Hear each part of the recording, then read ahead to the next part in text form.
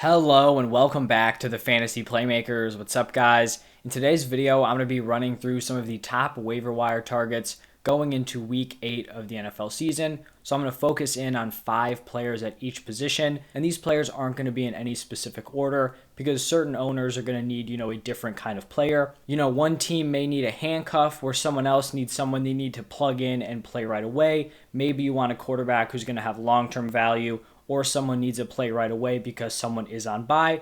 So these are just, some players that you should keep your eyes on heading into week 8 and when waivers are clearing this week. But while you guys are watching this, if you're enjoying the content, please just do me a huge favor, hit that like button, subscribe to the channel, let me know your thoughts down below in the comment section. You guys can ask me any fantasy football questions and I'll be responding to every single person. But let's get right into the running backs.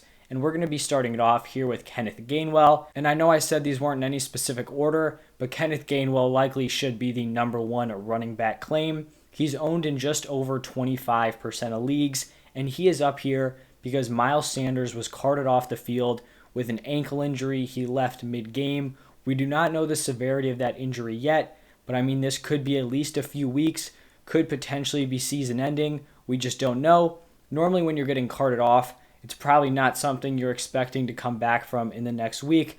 We don't know yet, but for right now, Kenneth Gainwell is the new number one running back for the Philadelphia Eagles. And I know that's not exactly a great role to have because Miles Sanders has been pretty disappointing, but I think the difference here is that Kenneth Gainwell does not need a ton of carries to be successful, and that is because he is such a great receiving back. I definitely think he's a better receiver out of the backfield than Miles Sanders. We saw he was targeted 8 times here in week 7, caught 4 of those for 41 yards and a touchdown. So I definitely think he's a guy you can plug into your lineup as a flex or maybe low-end RB2 play while Miles Sanders is out. The next guy here is more of a handcuff in Alexander Mattison, owned in 45.2% of leagues. And so a lot of people, may not think they have a ton of use for Alexander Mattison.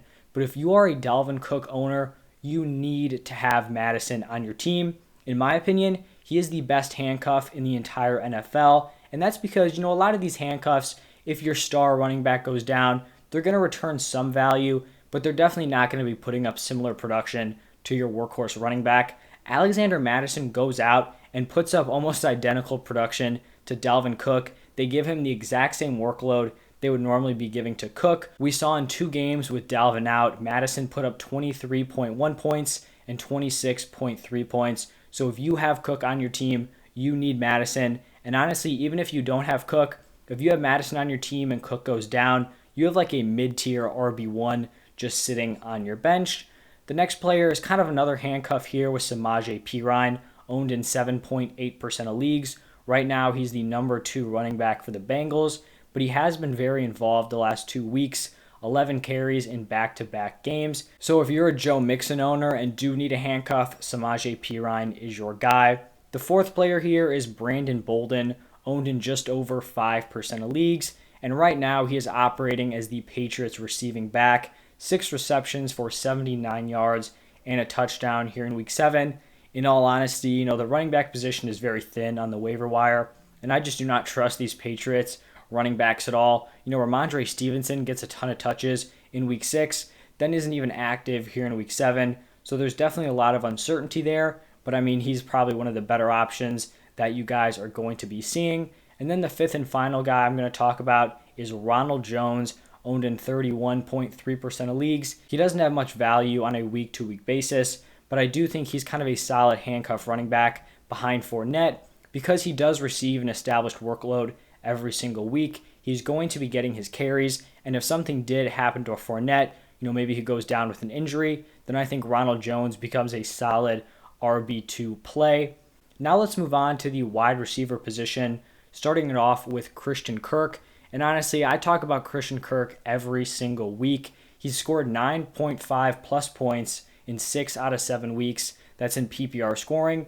And so far, through 7 games, he's averaging 13.7 points per game. Someone averaging 13.7 points per game should not be owned in only 30.8% of leagues. That is crazy. Hopefully that number finally goes up. but I honestly doubt it will because it's been sitting around here basically the entire season. Then I have Rashad Bateman, owned in 17.2% of leagues. He's been targeted 6 times in his first 2 games of the season, and in week 7 here, he recorded 3 receptions for 80 yards. Personally, I just really believe in Rashad Bateman as a talent, so I think he can just continue to progress throughout the season. He is a rookie wide receiver, just joined the Ravens active roster here in week 6, so there's going to be some growing pains, but he's a guy, maybe you have a really solid team, you can kind of stash him on your bench and let him settle in, and then maybe he becomes an asset and a viable flex play for you later in the season. I talked about Christian Kirk earlier, and here I have his teammate AJ Green, owned in 38% of leagues.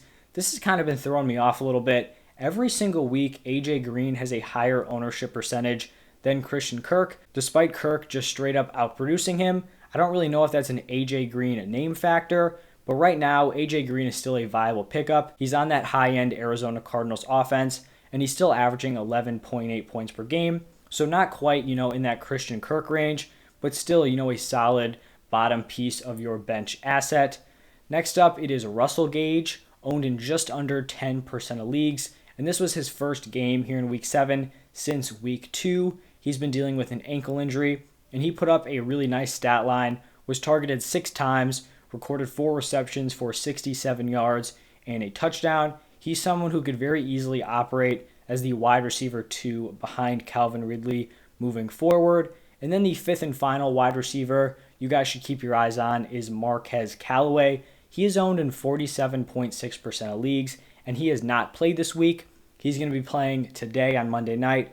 I'm recording this Sunday night, but this is coming out on Monday, so he's playing tonight, and he just has a great stretch of upcoming matchups for the wide receiver position. Plus, the wide receiver room for the Saints is very banged up, and so if Marquez Callaway goes out against the Seahawks and puts together a solid performance, he should definitely be someone you guys are looking to pick up, especially because it looks like Michael Thomas is going to be a few weeks away from returning. Now let's move on to the quarterback position, and we're going to be starting it off with Kirk Cousins. He's always kind of on the fringe of being owned in 50% of leagues. I do think his ownership percentage dropped because he did have a bye here in week 7. He's only owned in 41% of leagues, but he's averaging 20.7 points per game so far this season, so he is definitely someone who should be owned in almost every league as a borderline top 10, top 12 quarterback moving forward. Next up, it's going to be Daniel Jones, who is owned in just under 30% of leagues, and he went out week 7, put up 17.5 points. Nothing crazy. That's not a fantastic performance, but I do think we need some context here. Daniel Jones has been playing with an absolutely brutal wide receiver core. All his top options have been banged up. He had no Shepard this game, no Galladay, no Kadarius Toney. He was playing with Darius Slayton and Pettis as his wide receiver 1 and wide receiver 2. I think he can be a serviceable fantasy play when those receivers are back and healthy. Then I'm going to talk about Trevor Lawrence here, owned in 36.2% of leagues. He's definitely been going through some growing pains as a rookie quarterback. The offense hasn't looked fantastic, but he has looked much improved in his last 3 games. First 3 weeks were very rough, but in that 3-game stretch that I mentioned, he is averaging 18.4 points per game. I think he's just going to continue to improve. The weapons around him are not bad, so I do think, he's only going to get better and could definitely be a potential, borderline play when we get towards the end of the season. The 4th quarterback I have is going to be Deshaun Watson, owned in exactly 17% of leagues. And right now, the NFL trade deadline is November 2nd. So basically, that's when we're going to find out, the latest date, will Deshaun Watson be playing football this season? Because if he doesn't get traded by that time, he's said multiple times he's not going to play for the Texans. So then, all the hope is gone. Personally, I think he's someone who is worth stashing. You're basically holding on to him for 1 week, in the hopes that he's able to get traded. Because when healthy, Deshaun Watson is a top 5 quarterback option for fantasy. I mean, you just have to look at the season he put up last year with just a terrible offense around him. The man is a great quarterback, so if he can get on the field, whether it's with the Panthers or the Dolphins, he is going to make an impact right away if he is allowed to play. So I think it's worth, him taking that last bench slot, because if he is ready to go, you could have him as a starter, or you could move him for a fair amount in return. And then the last quarterback here, Jameis Winston, owned in just over 25% of leagues. So far this season, he's averaging 18.1 points per game. That's solid. He's definitely had some huge boom weeks and then, some more kind of lower tier performances. But he has a matchup here against the Bucs in week 8. And I do think this is, something Jameis Winston can kind of take advantage of. It's his revenge game. That's definitely not why I like him here. But you just got to look at that Buccaneers secondary. I feel like I've been saying this every week about that secondary. And then, offenses just don't take advantage of it. But the Bucs have just had a great run of playing against not the best quarterbacks. They're going to be missing Sean Murphy-Bunting, Carlton Davis, Richard Sherman, and their corner number 3, Jamel Dean, was banged up at the end of the game. So they could be without potentially their top 4 cornerbacks. And this is a secondary now that you can take advantage of. And then he didn't make the graphic here, but the last player I do want to talk about is Trey Lance. I just didn't put him here because we don't know if he's going to be the starting quarterback. But if they do announce Trey Lance as the starter here in week 8, then I think he's going to be very high on players that you should be acquiring because he does have that rushing upside.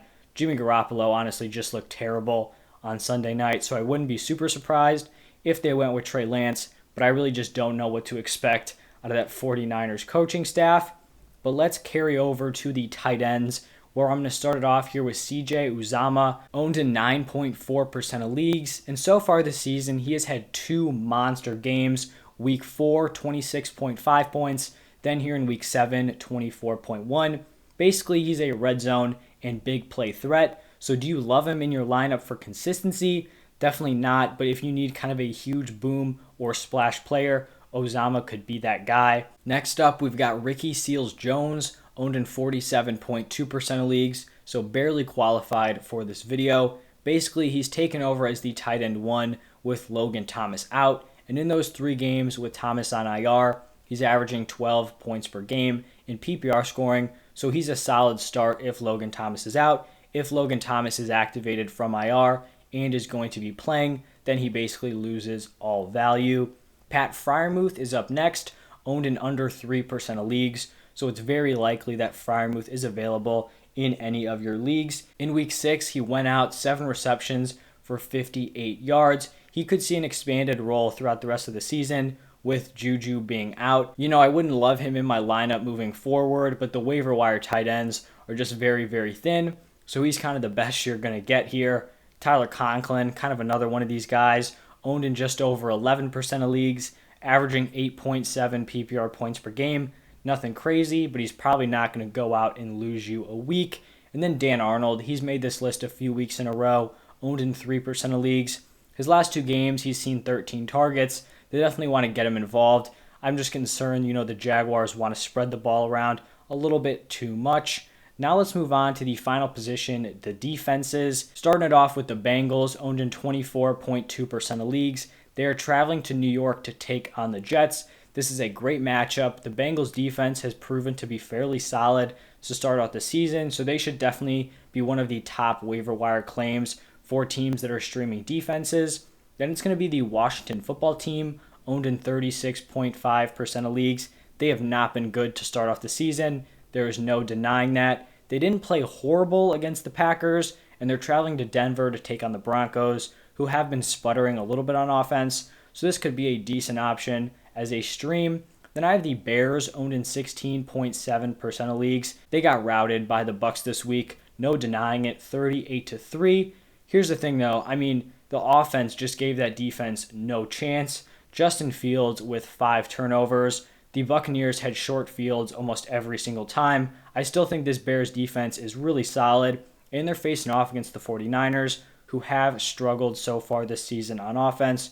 So another potential stream. And then after the Bears, we're kind of thin here. I have 2 more teams. Eagles, owned in 3.3% of leagues. This is just because of their matchup. They're traveling to Detroit to take on the Lions. Lions offense is obviously not good. And then here, same thing with the Seahawks. Seahawks do not have a good defense, only 5.8% owned, but they're going up against the Jaguars, who have not, been the best offense this season. So hopefully you're not that desperate for a stream, but if you are, those are teams that are out there. But that is going to wrap it up for my top waiver wire targets. If you guys enjoyed this video, please hit that like button, subscribe to the channel, let me know your thoughts or ask me any questions down below in the comment section. But thank you guys for stopping by, and I'll see you next time.